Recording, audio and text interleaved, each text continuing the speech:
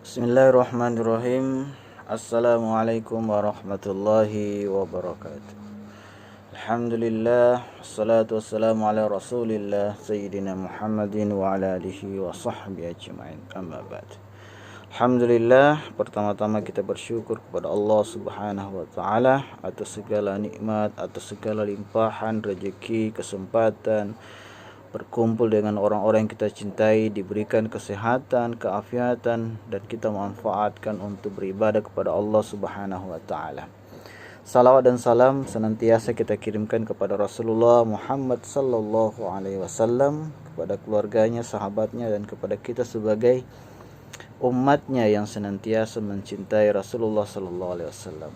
Hadirin dan hadirat pemirsa yang dirahmati oleh Allah Subhanahu wa taala. Kita lanjut kajian berkaitan tentang Lailatul Qadar. Pertemuan yang lalu kita sudah membahas tentang bagaimana keutamaan dan perbedaan dari kalangan ulama berkaitan tentang waktu malamnya Qadar atau Lailatul Qadar. Maka pada kesempatan ini kita belajar sekaligus kita merenung berkaitan tentang kiat mendapatkan malam Qadar. Saudara-saudaraku yang dimuliakan oleh Allah Subhanahu wa taala, kalau kita melihat ya dengan perbedaan para ulama tentang kapan malam Qadar, maka pertanyaan bagi kita adalah bagaimana kita bisa mendapatkan malam Qadar ini? Bagaimana agar kita memaksimalkan kualitas dan kuantitas ibadah kita pada malam Qadar atau Lailatul Qadar. Yang pertama adalah kita mengejar di 30 malam. Jadi ini usaha yang pertama untuk mendapatkan malam Qadar, yaitu kita mengejar di 30 malam. Jadi memang jawabannya sederhana. Kita tinggal meningkatkan kualitas dan kuantitas untuk mendapatkan malam Qadar itu di setiap malam dari bulan Ramadan. Jadi sejak malam pertama hingga malam terakhir, sepanjang 30 malam secara maksimal kita memfokuskan diri dalam beribadah kepada Allah Subhanahu wa taala. Insyaallah dijamin pasti kita akan bertemu dengan malam yang lebih baik dari 1000 bulan. Jadi ibaratnya itu seperti kita mencari ikan di dalam kolam, kemudian kita menangkapnya dengan tangan kosong, juga tidak menggunakan alat pancing, tetapi kita menggunakan jala. Nah, kalau ditangkap pakai tangan, ikannya akan lari kemana-mana. Jadi fokus di 30 hari. Jadi 30 malam di bulan Ramadan. Itu yang paling sederhana untuk mendapatkan Lailatul Qadar. Nah, kalau kita menggunakan pancing, belum tentu ikannya datang menghampiri umpan. Jadi biar pasti dapatnya, kita gunakan jala. Nah, malam Qadar itu memang tidak kita bisa ketahui tanggalnya secara pasti. Tetapi malam itu juga tidak akan pindah ke bulan lain. Jadi malam Qadar itu tidak akan pindah kecuali dia berada di malam Ramadan. Jadi memaksimalkanlah 30 malam sejak awal Ramadan hingga akhir malam Ramadan. Jadi tidak mungkin muncul malam Qadar itu di bulan Muharram, Syawal, atau Zulhijjah, karena malam itu hanya khusus di bulan Ramadan saja. Jadi kalau 30 malam bulan Ramadan, maka di antara 30 malam itu akan ada malam Lailatul Qadar atau malam Qadar. Yang kedua, pertanyaan muncul, jika misalnya 30 malam, apakah harus bergadang sepanjang malam? Nah, kalau sekedar mendapatkan malam Qadar, tentu saja tidak harus begadang sepanjang malam ya, karena intinya memang bukan perintah begadang. Jadi harus dipahami bahwa untuk mendapatkan malam Qadar tidak harus kita begadang. Intinya adalah mendapatkannya. Meskipun di malam itu kita tidak sepenuhnya melakukan sholat malam terus menerus. Misalnya kita sholat tarawih ya. Kita sholat tarawih seperti ibadah sepanjang malam. Jadi pahala sholat tarawih seperti ibadah sepanjang malam. Jadi ada jenis ibadah yang dikerjakan hanya sebentar, namun pahalanya itu seperti mengerjakan sepanjang malam. Nah, ibadah itu adalah tarawih berjamaah sampai selesai witir. Rasulullah SAW bersabda, "Man qama ma'al imam hatta yansarifa kutiba lahu qiyamul lailah." Jadi barang siapa yang sholat malam bersama imam sampai ia selesai, maka ditulis untuknya pahala salah satu malam penuh. Ini hadis riwayat Ahmad, Abu Daud, Tirmizi dan Ibnu Majah.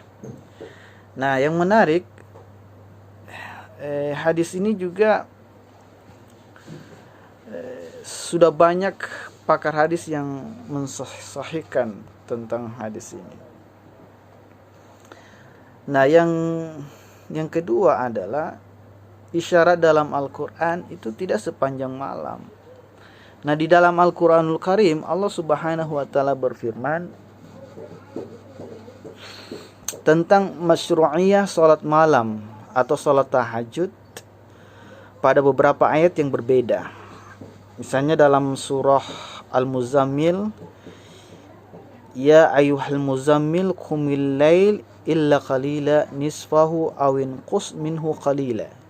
Jadi di sini dikatakan, wahai orang-orang yang berselimut, bangunlah untuk salat malam pada malam hari kecuali sedikit, yaitu setengahnya atau kurang dari itu sedikit. Nah, kalau kita baca ayat ini nampak sekali bahwa qiyamul lail itu tidak harus sepanjang malam atau semalam suntuk.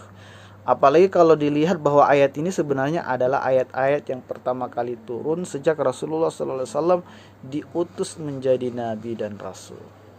Isinya adalah perintah salat di malam hari dalam bilangan waktu yang cukup lama. Sebab di dalam ayat ini perintahnya adalah untuk bangun sepanjang malam kecuali sedikit. Berarti lebih banyak begadangnya daripada tidak begadang. Namun kemudian Allah Subhanahu wa Ta'ala mengurangi jatah begadang sehingga menjadi setengahnya saja, bahkan kurang dari itu. Perhatikan bagian akhir dari surah Al-Muzammil. Di situ dikatakan, "Inna rabbaka ya'lamu annaka taqumu adna min thuluthiyal laili wa nisfahu wa thulutha wa ta'ifa minal ladzina ma'aka wallahu yuqaddirul laila wan nahara alima allan tuhsuhu fataba 'alaikum faqra'u ma tayassara minal Qur'an." Jadi jelas di sini katakan, sesungguhnya Tuhanmu mengetahui bahwasanya kamu berdiri salat kurang dari 2/3 malam, atau 1/2 malam, atau sepertiganya, dan demikian pula segolongan dari orang-orang yang bersama kamu. Dan Allah menetapkan ukuran malam dan siang. Allah mengetahui bahwa kamu sekali-sekali tidak dapat menentukan batas-batas waktu itu, maka Dia memberi keringanan kepadamu. Karena itu bacalah apa yang mudah bagimu dari Al-Quran. Nah, sebagian ulama ada yang mengartikan perintah bacalah apa yang mudah dari Al-Quran, maksudnya bahwa dibolehkan atau dipersilahkan kita untuk sholat yang tidak terlalu panjang dalam sholat malam. Artinya tidak harus begadang sepanjang malam, ya. Saudara-saudaraku yang dirahmati oleh Allah Subhanahu wa Ta'ala. Kemudian perintah menggauli istri di malam Ramadan. Nah, bahkan istri kita pun itu punya hak, yaitu untuk digauli. Bukankah ayat-ayat tentang puasa Ramadan di dalam Al-Quran justru memerintahkan untuk melakukan hubungan suami istri di malam harinya? Uhilla lakum lailatis siyam rafathu ila nisaikum hunna libasul lakum wa antum libasul lahun alimallahu annakum kuntum takhtanuna anfusakum fataba alaikum wa afa ankum fal'ana bashiruhunna wabtaghu ma kataballahu lakum. Nah, di sini dikatakan dihalalkan bagi kamu pada malam hari bulan puasa bercampur dengan istri-istri kamu, mereka adalah pakaian bagimu dan kamu pun adalah pakaian bagi mereka. Jadi Allah mengetahui bahwasanya kamu tidak dapat menahan nafsumu, karena itu Allah mengampuni kamu dan memberi maaf kepadamu. Maka sekarang campurilah mereka dan ikutilah apa yang telah ditetapkan oleh Allah untukmu. Ini surah Al-Baqarah ayat 187. Nah, yang berikut adalah hadis tentang tubuh punya hak. Jadi ada kisah menarik tentang salah seorang sahabat yang bernama Abu Ad-Darda, di mana beliau maunya sholat sepanjang malam, lalu ditegur oleh sahabat yang lain seperti begini berikut. Dalam hadis dikatakan, inna li rabbika 'alaika haqqan wa inna li nafsika 'alaika haqqan wa li ahlika 'alaika haqqan fa'ati kulladzi haqqin haqqah. Jadi sesungguhnya untuk Tuhanmu itu ada hak atas dirimu, untuk dirimu sendiri juga ada hak atasmu, untuk keluargamu pun ada hak atasmu. Maka berikanlah kepada setiap yang berhak itu akan haknya masing-masing. Ini hadis diriwayatkan oleh Al-Bukhari. Nah, jadi tegas sekali petunjuk Nabi SAW yang diucapkan oleh Salman Al-Farisi radhiyallahu anhu, bahwa ibadah kepada Allah Subhanahu wa taala itu tidak harus dengan cara begadang semalam suntuk, sebab tubuh kita juga punya hak, yaitu beristirahat. Hadirin dan hadirat yang dimuliakan oleh Allah Subhanahu wa taala. Nah, apakah harus dengan iktikaf di masjid? Nah, pertanyaan semacam ini memang sangat banyak bermunculan, khususnya ketika sedang terjadi social distancing ya, atau ketika ada wabah corona dan kita dihimbau tidak berkumpul di masjid, baik untuk sholat 5 waktu, sholat Jumat, termasuk juga beriktikaf. Jawabannya sederhana saja, yaitu menggapai Lailatul Qadar itu tidak diisyaratkan harus cara beriktikaf di masjid. Walaupun tidak dinafikan bahwa beriktikaf itu pahalanya sangat besar, namun keliru kalau Lailatul Qadar hanya didapat oleh mereka yang melakukan iktikaf saja. Nah, ada beberapa dasar landasan atau hujjah yang mendukung masalah ini. Yang pertama, masa turunnya surah Al-Qadar. Nah, memang sebagian ulama menyebutkan bahwa surah Al-Qadar Madaniyah, yaitu turun ketika Nabi SAW sudah hijrah ke Madinah. Namun ternyata kemadaniyan ini tidak bulat. Sebagian kalangan menyebutkan bahwa surah ini Makkiyah ya, yaitu atau turun ketika di masa Nabi SAW masih di Mekah dan belum hijrah ke Madinah. Nah, lalu apa hubungannya dengan beriktikaf di masjid? Sebagaimana kita ketahui bahwa ketika masih di Mekah belum lagi dibangun masjid ya, baik untuk salat 5 waktu ataupun untuk beriktikaf. Jadi tidak kurang dari 13 tahun lamanya Nabi Muhammad SAW dan para sahabat itu tinggal di Mekah tanpa keberadaan masjid sebagai pusat ibadah. Nah, masjid di masa kenabian baru dibangun pertama kali di Madinah, yaitu 14 tahun setelah beliau diangkat menjadi seorang nabi utusan Allah Subhanahu wa taala. Masjid kita kenal dengan Masjid An-Nabawi. Nah, sementara ayat yang bercerita tentang Lailatul Qadar itu turunnya di Mekah. Kalau kita membuat syarat bahwa Lailatul Qadar itu tidak bisa didapat kecuali hanya dengan cara beriktikaf di masjid, maka terjadi kontradiksi besar.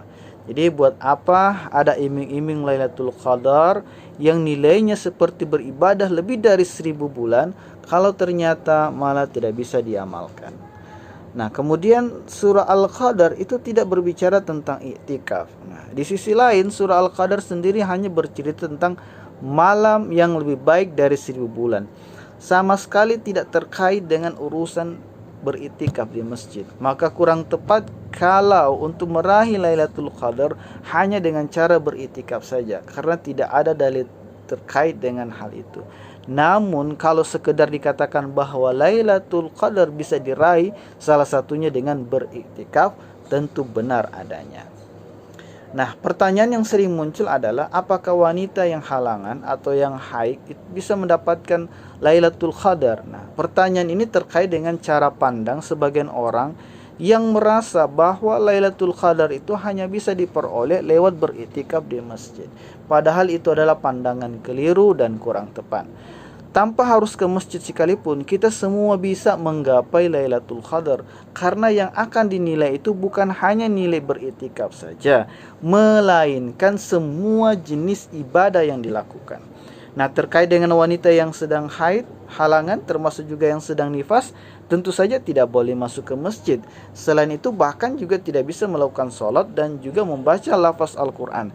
Memang demikian ketentuannya. Namun apakah kalau sudah haid atau nifas, lantas tertutuplah para wanita dari mendapatkan keutamaan Lailatul Qadar? Ini kan pertanyaan. Nah, jawabannya sederhana. Tentu saja tidak tertutup.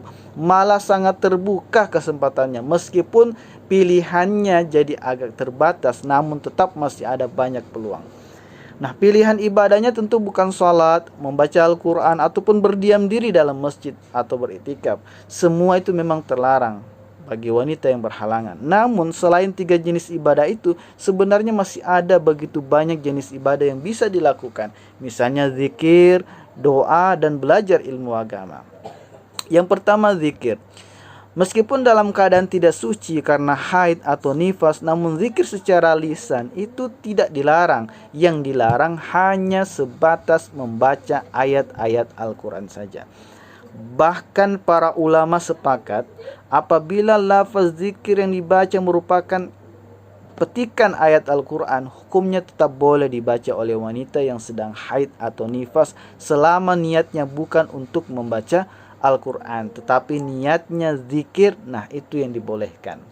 Misalnya mengucapkan subhanallah, walhamdulillah, wala ilaha illallah, wallahu akbar. Nah, semua lafaz itu ada dalam Al-Quran, namun boleh dibaca wanita haid selama niatnya bukan membaca Al-Quran.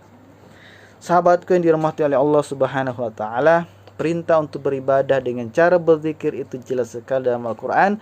Alladzina yadhkuruna Allah qiyaman wa qu'udan wa 'ala junubihim wa yatafakkaruna fi khalqis samawati wal ard rabbana ma khalaqta hadza batila subhanaka faqina azabannar.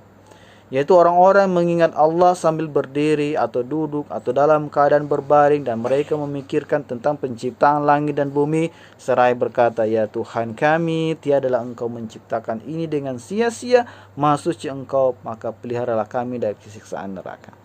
Ini surah Al-Imran ayat 191. Kemudian dalam ayat lain dikatakan, innal munafiqina yukhadi'una Allah wa huwa khadi'uhum wa idza qamu ila salati qamu kusala yura'una an-nasa wa la yadhkuruna Allah illa qalila. Sesungguhnya orang-orang munafik itu menipu Allah dan Allah akan membalas tipuan mereka. Dan apabila mereka berdiri untuk salat, mereka berdiri dengan malas. Mereka bermaksud riya di hadapan manusia dan tidaklah mereka menyebut Allah kecuali sedikit sekali. Alladzina amanu wa tatma'innu qulubuhum bidzikrillah, ala bidzikrillahi tatma'innul qulub. Orang-orang yang beriman di hati mereka menjadi tentram dengan mengingat Allah. Ingatlah, hanya dengan mengingat Allah hati menjadi tentram. Wala dzikrullahi akbar, dan sesungguhnya Allah adalah lebih besar keutamaan dari ibadah-ibadah yang lain. Yang kedua, selain zikir adalah doa. Jadi berdoa adalah ibadah, bahkan menjadi inti dari ibadah. Sebagian dikatakan ad-du'a mukhul ibadah. Doa itu adalah sumsumnya ibadah. Dan tidak seperti membaca Al-Quran, berdoa itu tidak mensyaratkan pembacanya suci dari hadas, baik hadas kecil ataupun hadas besar. Sehingga wanita yang sedang mendapatkan haid atau nifas tetap bisa rutin membaca doa. Walaupun doa itu mengambil redaksi dari Al-Quran, namun hukumnya dibolehkan asalkan niatnya bukan untuk membaca Al-Quran, tetapi memang untuk berdoa. Dan berdoa itu merupakan ibadah yang diperintahkan juga dalam agama, sebagaimana firman Allah Subhanahu wa taala, "Wa idza salaka ibadi anni fa inni qarib Ujibu da'watad da'i idza da'an falyastajibu li wal yu'minu bi la'allahum yarsyudun. Dan apabila hamba-hambaku bertanya kepadamu tentang aku, maka jawablah bahwasanya aku adalah dekat. Aku mengabulkan permohonan orang yang berdoa apabila ia memohon kepadaku, maka hendaklah mereka itu memenuhi segala perintahku dan hendaklah mereka beriman kepadaku agar mereka berada dalam kebenaran. Surah Al-Baqarah ayat 186. Selain zikir, selain berdoa, wanita yang berhalangan, yang haid atau nifas, beribadah bisa melalui belajar ilmu agama atau majelis-majelis ilmu. Jadi selain zikir dan doa, belajar ilmu agama juga merupakan ibadah ritual yang punya nilai pahala yang sangat besar di sisi Allah Subhanahu wa taala. Bahkan bisa lebih tinggi nilainya dari sekedar berzikir dan berdoa semata. Bukankah biasanya sebuah majelis ilmu itu kita awali dengan bacaan basmalah? Bukankah sebagian lagi diawali dengan tilawah? Ada begitu banyak ayat Al-Quran dan hadis yang menyebutkan betapa tingginya nilai orang yang mencari ilmu, orang yang mencari ilmu, orang yang berilmu serta majelis ilmu. Man salaka tariqan yaltamisu fi ilman sahhalallahu lahu bihi tariqan ilal jannah. Barang siapa yang menempuh satu jalan dalam rangka menuntut ilmu, maka Allah akan memudahkan baginya jalan menuju surga. Hadirin dan hadirat yang dirahmati oleh Allah Subhanahu wa taala.